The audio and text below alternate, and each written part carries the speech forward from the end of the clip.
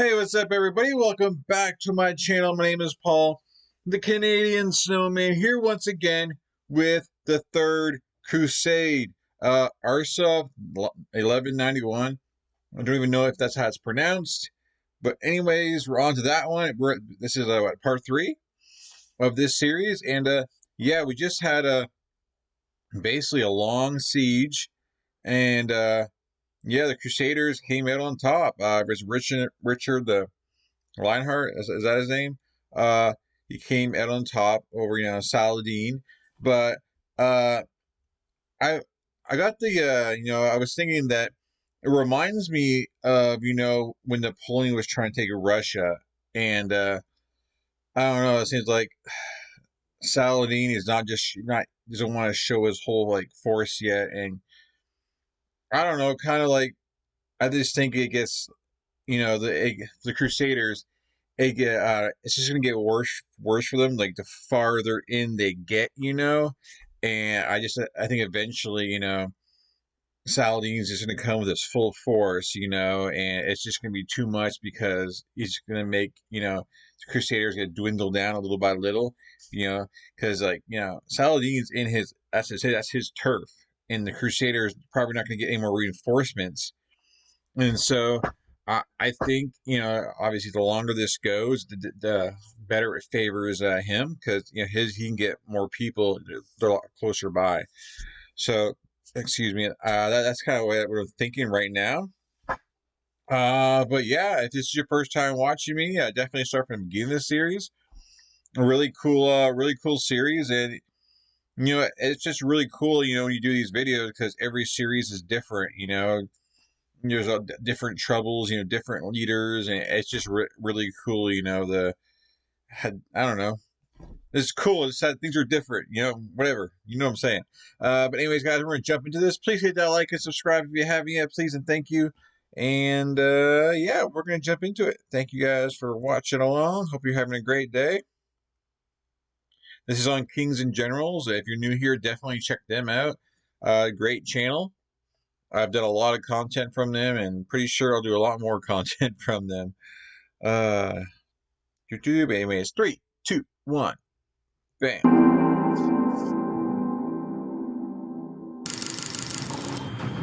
In our previous videos on the Third Crusade, we discussed the 2-year-long grinding siege of Acre.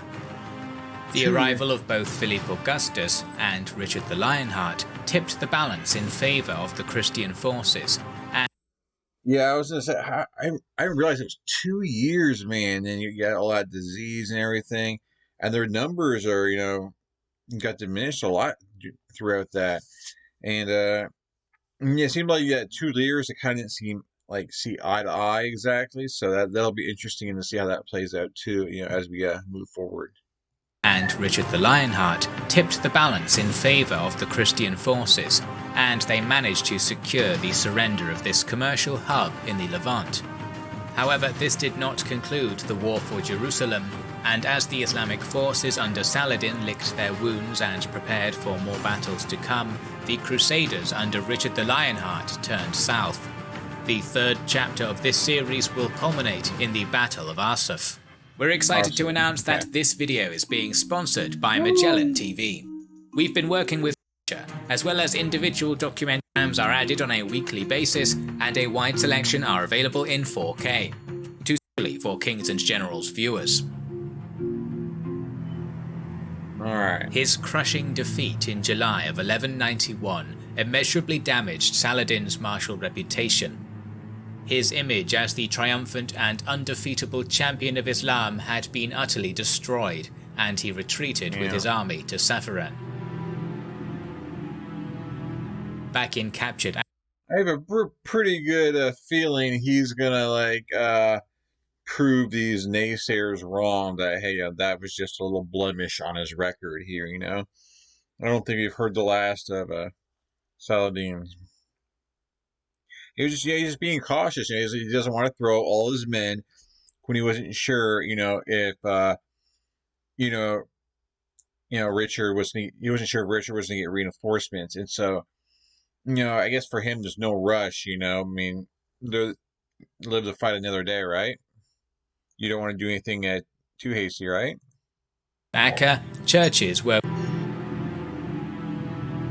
back in captured Acre, churches were reconsecrated and the entirety of the city was swiftly re-Christianized, but there was no time for laxity after this success. On July 22nd, within days of the victory, Richard the Lionheart sought to issue a joint statement with his French counterpart, Philippe Augustus, proclaiming that the two sovereigns would remain in the east until Jerusalem was conquered. However, Philippe instead revealed that he intended to sail back to Europe, considering his crusading duties complete. Some sources state that Philippe was very ill, while others merely profess his cowardice as the reason he abandoned his Latin brothers. However, it is probable that he wished to return to France in order to press his claim to the prosperous county of Flanders, whose ruler had perished in the siege that summer. Whatever the case, his departure was humiliating and he would be condemned for it for the rest of his life. Wow. This shock turnaround. It wasn't like he didn't lose or anything. It's just, if you're going to war, play it through. Don't just stop halfway through the war and go, I give up. I need to go handle some other business when, you set your mind to this. This is a big deal, to take Jerusalem back, and you decide basically, to quit. It's basically what he did. He quit, halfway through, the war, and because I'm sure that would have been like a lot of hype for, his fellow the people, his men fighting underneath him. It's got to be, take something out of you, when your leader takes off on you like that, when you think that, they're going to fight alongside you and be there for you, so it can be a little bit disheartening, right? So basically now it is like, Richard the Lionheart is versus Saladin. It seems like it's, he's by himself. He's going to take him on, so we have a one-on-one situation going on here, guys. Made his life. This shock turnaround made Richard the uncontested leader of the Third Crusade, and he had the financial resources to fund such an endeavour. With ultimate authority now his, the Lionheart would waste no time in seizing the initiative. Acting swiftly to secure his control, the Angevin monarch forced a now politically isolated Conrad of Montferrat to submit to him on July 26th. The succession of the Crusader Kingdom of Jerusalem was also settled. Guy of Lusignan would remain king for life, and the revenues of his realm were to be shared with Conrad. In addition, Conrad would become the heir to the throne of Jerusalem after Guy's death. To solidify this promise, he would formally be awarded the city of Tyre immediately, although in reality he had possessed it for years. To guarantee his Angevin realm's security in Europe, Richard coerced Philippe Augustus into swearing an oath on Christian icons that he would not attack Richard's realm while the crusade continued. Eager to continue the war with haste, the English king also sought to swiftly resolve the terms of Acca's surrender with Saladin. However, the Sultan played a dangerous game of delay with Richard, knowing that if his force could be immobilized until winter due to the prisoners he had taken at Acca, the winter weather would give him more time to prepare. This diplomatic maneuvering was to have grim consequences. I'm not familiar, I guess, with the weather. So of this area, so they get snow, stuff like that, like because it's like when I think of winter, obviously I think of like a lot of snow and stuff like, but this isn't as north as other countries, so kind of curious how the weather is, in the winter. Like, is there a big difference, So just wondering for those who may live in that area, kind of thing. Was to have grim consequences. After Saladin began to deliberately equivocate, seeking to insert more conditions into the deal, Richard was disgusted and decided to take a drastic step. On the 20th of August, 1191, Richard and his army marched out of the city and set up a temporary camp beyond the old trenches. The king then showed his hand, marching some 2,700 prisoners out of the city and herding them onto the open ground beyond the Frankish tents, their hands bound by ropes. As the Muslim advanced guard watched in horror, the Christian forces slashed and stabbed their helpless prisoners to death. A small troop of Muslims tried to counterattack in order to stop the massacre, but they were repelled. It was a stark. Wow. I was not expecting that. Brutal. He didn't like the term, so takes the prisoners out there, kills them in front of Saladin and his men. That's messed up, man. Like,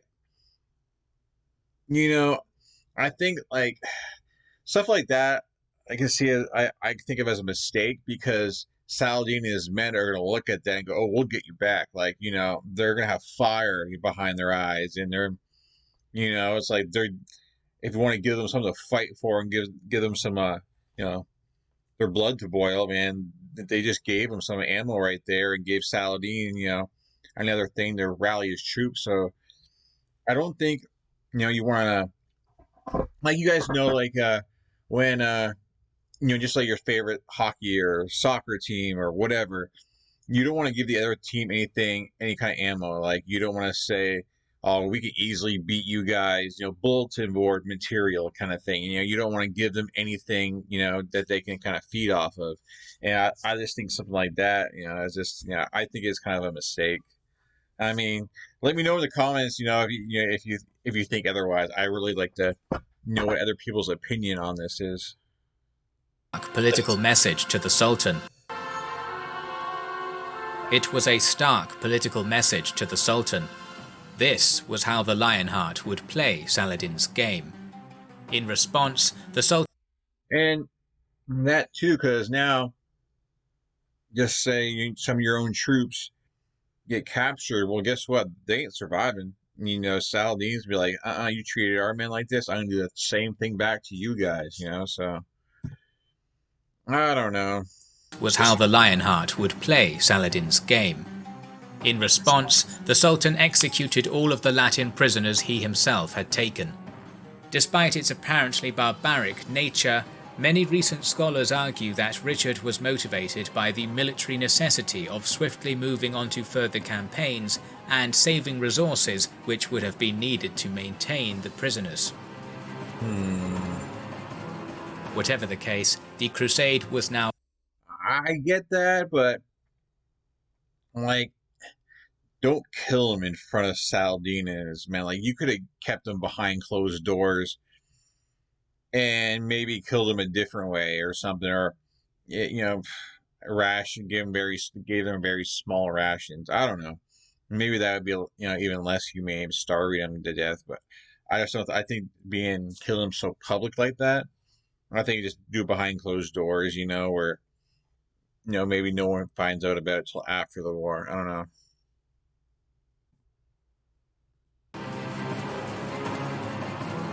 Whatever the case, the Crusade was now able to move on. After much deliberation with his fellow commanders, the Lionheart decided on a combined approach, a fighting march to the south, during which the 15,000-strong army would hug the coast, being closely supported and shadowed by the Latin navy carrying most of the supplies. Richard's strategic objectives during this time were obscured to Saladin, just as they are unclear to us now.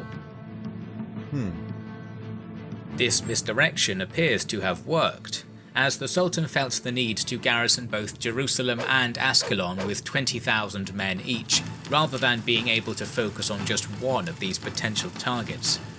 It is likely that Richard himself had not decided on his objective yet, as he could easily carry on to Ascalon once he reached Jaffa, giving him the ability to cut off Saladin's lines of communication and supply from the wealthy Ayyubid Egyptian core.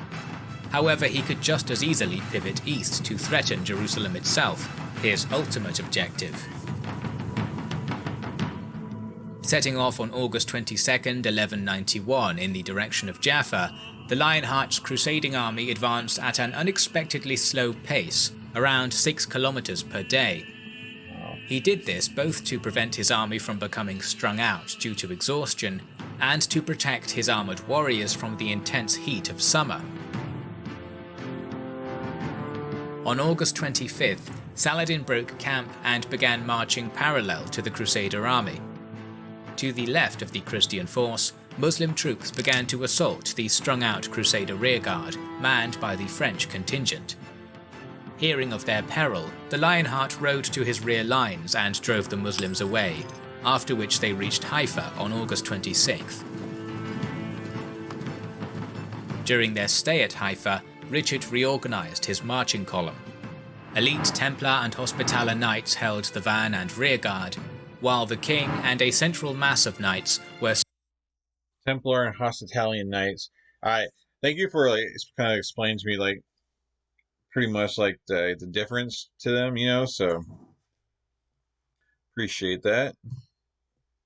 Knights held the van and rearguard, while the king and a central mass of knights were screened on their landward left side by dense ranks of well-armoured infantry, whose panoply made them almost immune to missile fire. Another consequence of Richard's irregularly slow march was that Saladin did not have the supplies to keep his men in the field, presuming that Richard would march as fast as possible. Now in increasing need of a decisive clash, the Ayyubid leader began seeking a suitable battlefield by performing reconnaissance on the coastal route in front of the Crusader column. On September 3rd, the coastal route became impassable and forced the Crusaders to turn inland for a time, where they would be separated from their supply ships. Saladin chose this moment to seek battle. He personally led 3 divisions of troops against the massed Christian infantry, bombarding them with arrows before charging their line with cavalry. This brief but indecisive engagement saw the Sultan escape unscathed, but Richard had been struck in the side by a crossbow bolt, though his armour absorbed much of the blow. Damn. The Muslim Saladinians, man, they're kind of just harassing them. They said, he decides to battle now. It's not really a battle. It's just they're just kind of harassing the men and making them feel uncomfortable. And I don't know, I guess just kind of seeing, I don't know, just scoping them out and seeing what their tendencies are, maybe. I don't know. By the end of September 3rd, the Lionheart's army reached the River of Reeds and pitched its tents, unaware that a mile upstream the Muslims had done the same. Now only 25 miles from Jaffa, the English king allowed his men a day of rest on the 4th. Ahead of them at this point was the forest of Arsuf, one of Palestine's rare woodlands, and a site which the Crusaders feared to pass through due to fear of Muslim ambush. Beyond the forest was ground prime for a camp called the Rushtai, followed by a large open plain. Seeking safe passage through the dangerous woods, the Lionheart dispatched envoys to request faux peace talks with Saladin's brother, Safaddin. Instructing his brother to prolong the talks for as long as possible, Saladin allowed his men to forage in the woods and rest. However, this was a ruse, and Richard was in no mood for actual negotiation. The talks were neither prolonged nor cordial, and they quickly broke off. No sooner had this happened than the king ordered his army to march through the woods. Thanks to the king's cunning strategy of misdirection, the Crusaders managed to reach the limits of the forest unhindered and unharmed. As they reached the Rushtai, the Crusaders pitched their tents and rested for the night. The next morning, preparations were different, as the king seemed to be readying his men for a potential battle as they crossed the plains. Instead of a marching column, the Crusader army formed up as if its marching flank facing inland would be its front in an upcoming battle, so it could turn and fight in formation with ease. Shortly before dawn on the 7th of September 1191, the Crusader army set off in its battle-ready formation, seeing enemy scouts in all directions.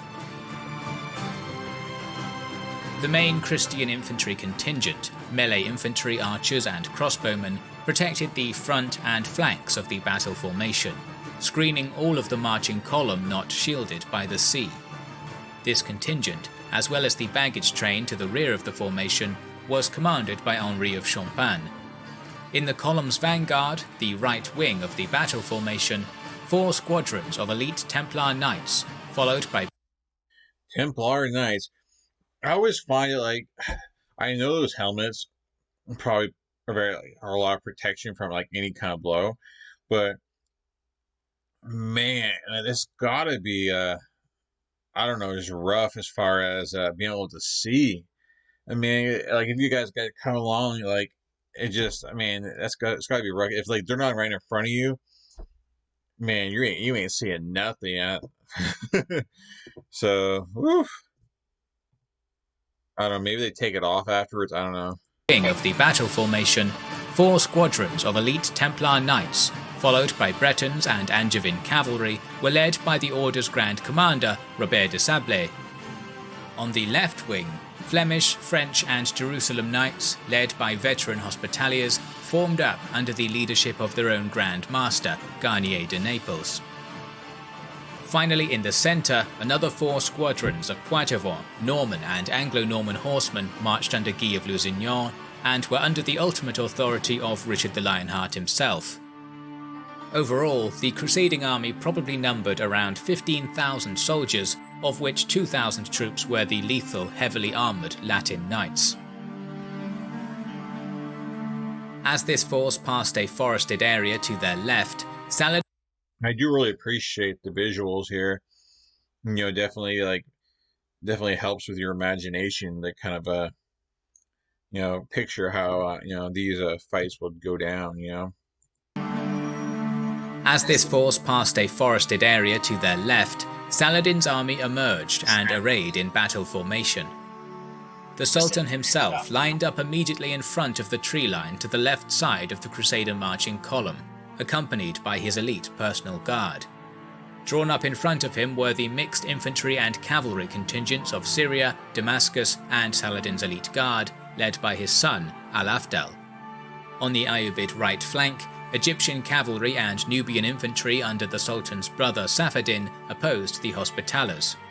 Manning the opposite side of the battlefield to the left, cavalry and infantry units from the Jazira region and Mesopotamia opposed the infamous Templars. Overall, Saladin's force probably numbered around 25 to 30,000 troops, outnumbering their enemy 2 to 1 and possessing significantly more mounted troops.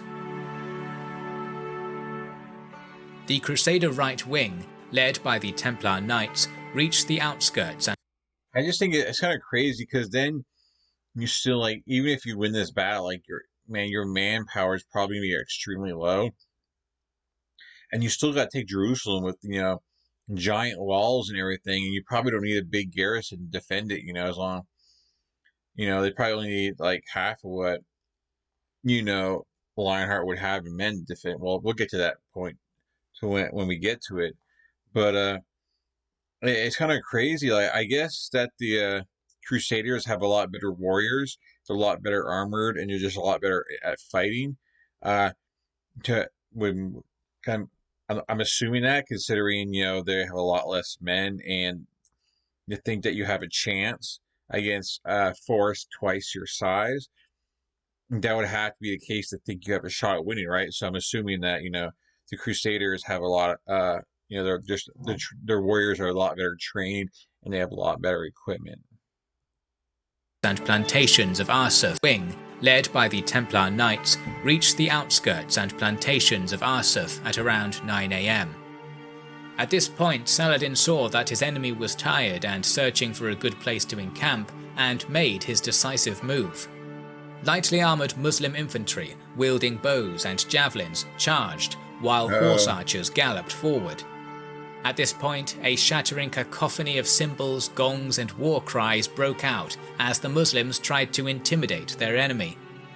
As they came into range, a devastating missile bombardment hit the left wing of the Crusader ranks, with the Ayyubid infantry shooting arrows and throwing javelins, while their cavalry mounted lightning hit-and-run horse archery attacks.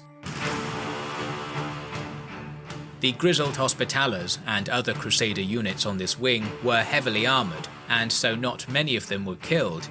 Their horses were not so lucky. Damn. However, the fact that the Muslims vastly outnumbered them was causing a loss of cohesion and speed in their ranks, making them slow down and split from the rest of the army.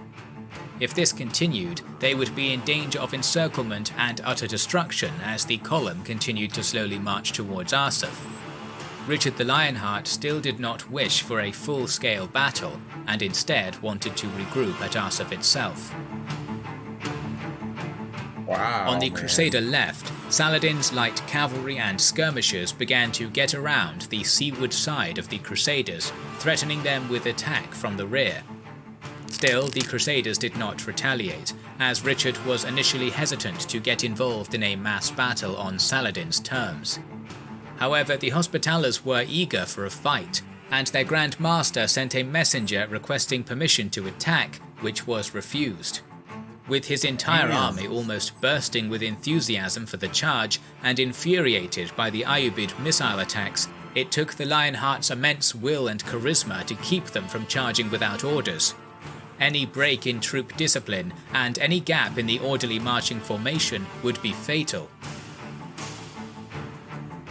As the pressure on the left mounted, the Grand Master of the Hospitaller Order himself came to Richard and pleaded for permission to attack, and was again refused.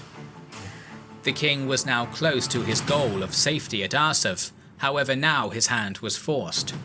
On the heavily pressured left wing, the Marshal of the Hospitaller Order had been held back enough and charged without orders. Driven by a mixture of rage, humiliation and sheer bloodlust, thousands of Crusaders had followed his lead in a mere moment. Seeing this, Richard acted decisively. The unordered charge was against his plans, but he instead commanded that the entirety of his army now charge and reinforce the left wing. The Lionheart himself and his personal contingent swept around his army and charged along with the embattled Hospitaller cavalry. The Muslim line on this part of the battlefield, incredibly close to that of the Christians, was smashed by the brunt of the lethal nightly charge and began to rout to the forest behind them. The king himself supposedly fought with ferocity and valor, killing many Muslims and acting like the proper medieval warrior monarch. Wow. Much the same slaughter occurred in other areas of the battlefield, with the Muslims routing to the rear. However, they were not done, and as the Christian infantry slowly caught up and again screened their cavalry, Saladin rallied his elite guard and many units who had retreated into a usable battle formation. Richard the Lionheart, using the momentum of his victory, now charged a second time with his entire army and destroyed Saladin's attempt at turning the battle around. Many Muslims were killed as they fled. However, Richard stopped his army before it reached the tree line, fearing a potential ambush. With this victory won, the Crusaders celebrated and encamped at a water-rich area near. Damn, they won. And you can't really give Richard credit for this because it was, I forget the name they used, but they decided to fight on their own. Like, oh, I'm tired of getting these missiles thrown at me, man. Like, let's fight them right now. Let's do it. And they went ahead and did it. I mean, Richard, to his credit, kept him in, check for a while there. But when he did see them charge, I mean, he kind of had to go with it, or else he'd lose half his army or his whole army, because you all kind of have to move in unison and all at once. You can't just have them run off and then you just continue your march. So his hand was kind of forced there. It worked though. I mean, they kicked their butts. Wow. And like I said, they were outnumbered 2-1. I guess it's got to be like the armor and just the experienced fighters. I'm just guessing that's it. So wow, congrats, dude. Man, that had to be scary. Like me and missiles thrown at you, spears and stuff and arrows, and you're trying to march. I mean, I can understand wanting to fight. It's like, hell, man, if I'm gonna die, I mean, at least let me die fighting and not just get like an arrow to my back or something, trying to get to safety. So I know, I get it. And it's not like all those troops are loyal to Lionheart. He has a kind of combined force, and I'm sure like a lot of those a lot of the French probably not, not very happy that, that they're following him. So, a lot of factors can play into this. Victory won, the Crusaders celebrated and encamped at a water-rich area near Arsuf. It is not known exactly how many died in this battle, but it is widely believed that the Crusaders lost only 700 soldiers dead, while Saladin lost 7,000. Wow. While the psychological impact of the Crusader victory was once again shattering to Saladin, his numerical losses were recoverable. Within days, he was sending messengers to his far-flung territories requesting reinforcements. The Crusaders were jubilant at their victory, as it was clear that Saladin had once again tried and failed to stop the crusade in its tracks. On the 9th of September 1191, the bruised Franks resumed their march south, and the next day reached the ruined city of Jaffa, which Saladin had destroyed in a scorched earth strategy. This was not an immediate problem, as the Crusader navy continued to ferry them supplies. Now, as they turned inland, Jerusalem waited for their arrival. The final chapter in our story of the Third Crusade is on the way, so make sure you are subscribed to our channel and have pressed the bell button. We would like to express our gratitude to our Patreon supporters and channel members. Sweet. Well, there you have it, guys. There you have it. An awesome battle. Definitely a very interesting battle. They're just trying to get from point A to point B, and Saladin was doing pretty good, harassing him. I wonder if he wasn't, he didn't think that Lionheart would attack, or maybe he wasn't ready because Lionheart was pretty persistent about getting to the next pit stop, and so maybe might have taken a little lightly there at the end. Obviously we don't have all the full details, maybe, or we'll never know what he was thinking, but wow. I'm just curious, just because 700 to 7,000, man, you must have some heavy armor. That's gotta be some heavy armor. God, I think that's how it is. I think you know Crusaders, the Europeans, they just have a lot heavier armor, and then but then I think the Muslims, they don't they have more about light armor because they want to be more mobile. But I guess in a head-to-head battle like that, I guess the armor just kind of wins out. So maybe someone could more explain the why the Crusaders just were a lot more powerful. When it came to they're being outnumbered but still being able to win get a big victory and stuff like that. But anyways, guys, please hit the like and subscribe button, guys. And I guess we're going to Jerusalem next. That'd be my best bet here. I mean, what we see here. No, we're doing Battle of Jaffa next. Okay. Well, Battle of Jaffa, guys, we're going 1992. So I guess we're not going to Jerusalem next. I mean, I shouldn't have read that because then it means spoiled, but never mind. I would have seen it as soon as I pulled it up for the next video.